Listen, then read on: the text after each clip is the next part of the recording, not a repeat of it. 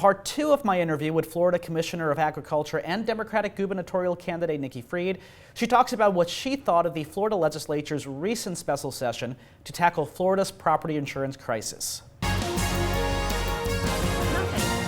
Nothing. You know, they spent 3 days going proposal after proposal, and at the end of the day, they took no amendments that Democrats thought would help onto any of this piece of legislation. They did not find immediate solutions. From what I am hearing from people on both sides, both the insurance side and the attorneys involved, if there is a positive impact, there is a big if there, you won't see it for another 18 months. We started hurricane season this week.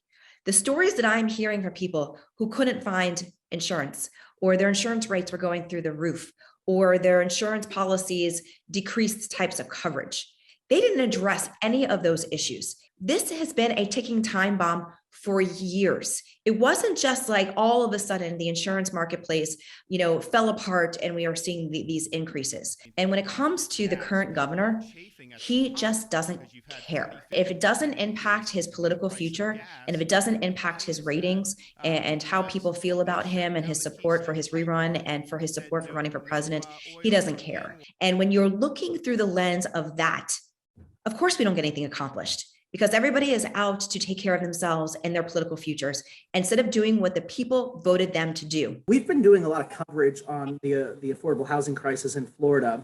And I spoke with Mark Friedlander of the Insurance Information Institute.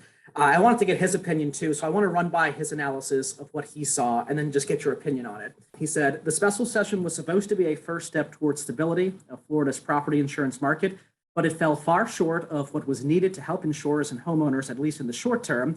We learned today that 4 to 5 Florida residential insurers may be unable to secure the level of hurricane season reinsurance coverage to continue operations. Most likely, these companies will have their financial stability ratings withdrawn and be placed in receivership, the first step toward liquidation. If these companies go insolvent, it will be the first or largest, mass failure of property insurers in the U.S. since 1992, when 7 domestic insurers failed after Hurricane Andrew. It's a tragedy that could have been prevented if the Florida legislature had acted earlier and passed bolder legislation. He's spot on. The insurance market in Florida is difficult. And I lived through Hurricane Andrew in Miami, and I saw the aftermath. Citizens came after Hurricane Andrew as supposed to be the insurance of last resort. So if we got ourselves into a situation where we didn't have enough insurance carriers, then you can go to Citizens. Citizens is a government program. And unfortunately, when you see too many policies inside of Citizens, it's going to get very technical into the weeds. But all of our insurance companies have to buy what's called reinsurance. It's basically insurance for the insurance companies. And they all have to buy into the CAT fund, which again is a public entity.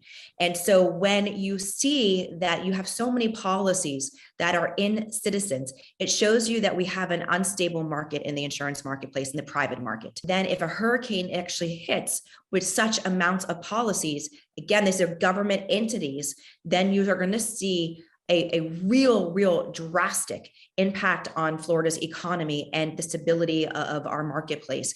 And that's going to be Floridians holding the bag on these insurance claims because too many have gone into Citizens. And so this is something that we have seen historically. And unfortunately, the fighting between the lobbyists of the insurance market and the trial attorneys have just been battling each other for the last decades. And so nothing has been able to get accomplished. And so this is where the legislatures need to put up their big girl and big boy pants, take the lobby core out of the conversation, get true experts from the industry to come in and say, what can actually make an impact?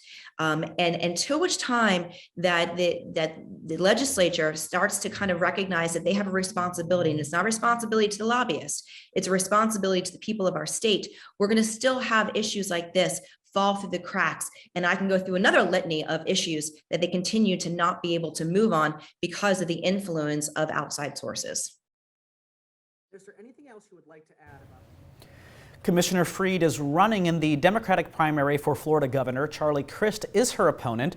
We'll post both parts and the full unedited interview on our website, snntv.com. We've also sent an invitation to her opponent, Charlie Crist, and we hope to speak with him sometime this summer.